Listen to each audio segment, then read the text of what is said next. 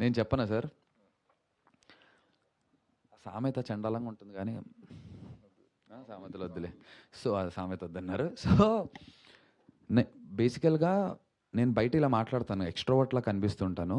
యాక్చువల్గా నేను ఆ, నాకు నా వర్క్ నేను చేసుకోవడం, మీరు చూస్తే నాకు ఇండస్ట్రీలో ఫ్రెండ్స్ కూడా, నేను ఫ్రెండ్స్ వాళ్ళు పిలుస్తూ ఉంటారు పాపం, కానీ నాకు ఏదో ఒక బిడియం మొహమాటం. నాకు తెలిసిన వాళ్ళే, ఇప్పుడు ఈయననే నేను కలిసి, నాకు ఎప్పటి నుంచో తెలుసు. నేను 2 years బ్యాక్ ఎప్పుడో వెళ్ళా మంచి సినిమా అంటే, నేను వెళ్ళి, ఇప్పుడు సుకుమార్ గారు ఉన్నారు 100% లవ్ నాకు హిట్ ఇచ్చారు కదా, ఐ మీన్ నాకు ఇవ్వటం అంటే ఆ సినిమాలో నాకు మంచి రోల్ ఇచ్చారు కదా, అది హిట్ అయింది కదా. ఆ సినిమా అయిన తర్వాత నేను సుకుమార్ గారిని కలవడానికి ఒక 7-8 ఏళ్ళు నేను కలవలేదు.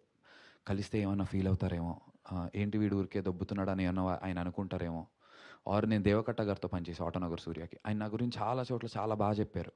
ఆయన ఏదైనా సినిమాలు చేస్తుంటే వెళ్ళి సార్ ఏంటి ఒక నాకు అవతల వాళ్ళు ఏమన్నా అనుకుంటారా నా గురించి, తప్పుగా తీసుకుంటారేమో అని బిడియానికి భయానికి. బోయపాటి శ్రీనివాస్ గారితో చేశాను, జైజానికి నాయక మంచి రోల్ ఇచ్చారు, ఆయనని కలవలేదు. రామ్ గోపాల్ వర్మ గారిని, ఎవరిని నేను ఒకసారి పని చేసిన తర్వాత మళ్ళీ పని చేసిన వాళ్ళని కూడా కలవడానికి మొహమాట పడిపోతూ ఉంటా. కానీ నాకు అర్థమైంది ఏంటంటే, మొహమాటాలకి వెళ్ళి మనం తెచ్చుకోకూడదు. అర్థమైంది కదా సామెత. సో అస్సలు మొహమాట పడకూడదు. ఇక్కడ మనకి నచ్చింది మనం చెప్పాలి. ఒకడిని మోసం చేయట్లేదు, ఒకడిని ఇబ్బంది పెట్టట్లేదు, నొప్పించట్లేదు. నేను ఓ పని చేశాను, ఈ పని గురించి చెప్పాలి, ఆర్ నాకు పని కావాలి అని డైరెక్టర్లను కలవటంలో తప్పులేదు. సుకుమార్ గారు ఒకరోజు నన్ను రంగస్థలం అప్పుడు కలిసా, రాస్తున్నారు. అక్కడెక్కడో ఒక ప్రెస్ మీట్లో, సేమ్ ప్రెస్ మీట్లో వెళ్తే, నేను కూడా వెళ్తే గెస్ట్గా, ఆయన కలిసి ఏంట్రా అసలు రేపు వచ్చి నువ్వు నన్ను పొద్దున్న కలువు అంటే, ఆయన ఎక్కడైతే ఒక కూర్చుని రాస్తున్నారో అక్కడికి పిలిస్తే వెళ్ళా. ఆయన నాతో ఒక మాట అన్నారు, నువ్వేమన్నా మహేష్ బాబు అనుకుంటున్నావా నేను గుర్తుపెట్టుకోవడానికి అన్నారు. అవును సార్, కాదు అన్న. నువ్వు, మాకు 1,00,000 పనులు ఉంటాయిరా, నాకు నీ మీద ఒక ఇంప్రెషన్ ఉంది. నువ్వు గుర్తు రావాలి అంటే నాకు 1000 పనుల్లో ఉన్నాయి. ఈ పనుల్లో నేను నీ మీద ఫోకస్డ్గా ఎందుకు, నువ్వు అప్పుడప్పుడు కనిపిస్తుండు. నేనే కదా, నువ్వు నన్ను సార్ సార్ అంటావు, నన్ను ఒక టీచర్లా చూస్తావు కదా. ఒక టీచర్ స్టూడెంట్ని తిట్టాను అనుకో, ఒకవేళ తిడితే పడు, ఏమవుతుంది? కనిపిస్తూ ఉండు, డైరెక్టర్లను కలువు, కనిపిస్తూ ఉండు. కనిపిస్తూ ఉంటే నీకు, అరే అవును మనోడు ఉన్నాడుగా, వీడితో ఇదేం చేయొచ్చు అని ఒక ఫీలింగ్ క్రియేట్ అవుతుంది. చేయకపోయినా పర్లేదు, బట్ అట్లీస్ట్ ఆ ప్రాబిలిటీ ఎరైజ్ అయ్యేలాగా నువ్వే చేసుకోవాలి, రైజ్ అవ్వాలి అది అని చెప్పారు. నాకు అది చాలా స్ట్రాంగ్గా పడింది. అప్పటి నుంచి నేను ఫిక్స్ అయ్యా, ఓకే అంటే ఇన్ టర్మ్స్ ఆఫ్ ప్రమోషన్స్కి కానీ సినిమాలు కానీ, మన వర్క్ గురించి మనం చెప్పుకోవటంలో కానీ అవతల వాళ్ళ వరకు వెళ్ళటంలో తప్పు లేదు, ఖచ్చితంగా చేయాలి. మనం ఇలానే ఉంటే కనుక మ్యాటర్ వర్కౌట్ అవ్వదని చెప్పి రియలైజ్ అయ్యాను. ఆ రియలైజేషన్తో వచ్చినటువంటి చేంజ్ అనుకుంటున్నా bro. Thank you bro, wow, means a lot. Hi bro, thank you for a great message. మనోడు సినిమా చూసి చాలా యా ఎమోషనల్. మనోడికి ఏ కార్తీకో గౌతమో అయి ఉంటాడు, రెండిట్లో ఒకటి కన్ఫర్మ్. కార్తీక్ అన్న, అది పని మనిషిని ఒక సీన్ ఉంటుంది, కొట్టేసి కిచెన్లో కొట్టేసి. అవును మీది కథ లేదు, అది కథలు రాసింది దాన్ని కామికల్గా చేయాలనేటువంటి అలాంటి పర్ఫార్మెన్స్ ఇంప్రొవైజేషన్స్, కానీ సీన్ వాజ్ ఆల్వేస్ దేర్. అమ్మాయి దోసలే ఆ డైలాగ్ కూడా ముందు నాకు చాలా ఇష్టమైన డైలాగ్, నీ యూట్యూబ్ వంటల వల్ల నేహ ఆరోగ్యం పాడైపోతుంది అని చెప్పి అమ్మాయిని తిడతాడు. అండ్ ఇంకొకటి, ఒక డాల్ ని హ్యాంగ్ చేసినప్పుడు అవును, ఆ సీన్ పర్టికులర్ చాలా అంటే మీ ఇంటెన్స్ కనపడింది. సో ఆ సీన్ గురించి ఏం చెప్తారు అసలు?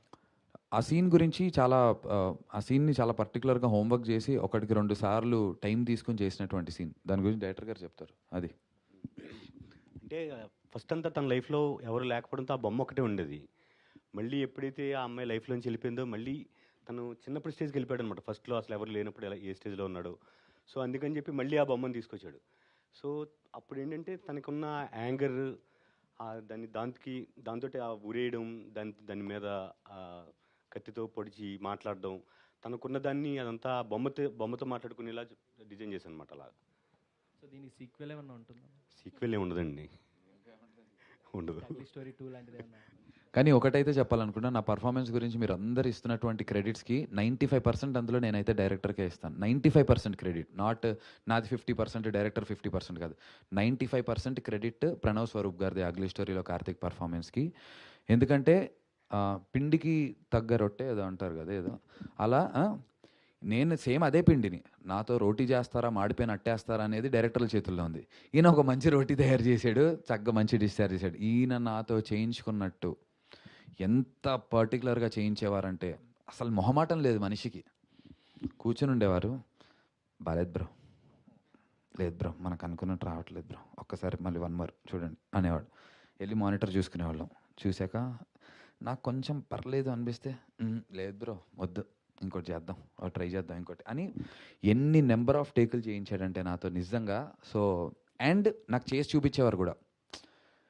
నాన్నని అదే హాస్పిటల్లో నేహ అందులో ఉన్నప్పుడు శివాజీ రాజా గారు బయట ఉన్నప్పుడు తిట్టి తిట్టి తిట్టి నేను వెళ్తాను కదా, వెళ్ళొస్తాను అన్నప్పుడు నేను వెళ్ళి వస్తా అంటే అలా అనద్దు అంటారు, ఇలా తలపైకి పెట్టి నేను వెళ్ళి వస్తా అని మాడ్యులేషన్ కూడా చెప్పేవారు. యాక్చువల్గా 95 ఈయనలో ఒక కార్తిక్ ఉన్నాడు బేసికలీ. అంటే యాక్టర్గా మనిషిగా కాదు, ఆయన కుటుంబంతో చాలా సంతోషంగా ఉన్నారు.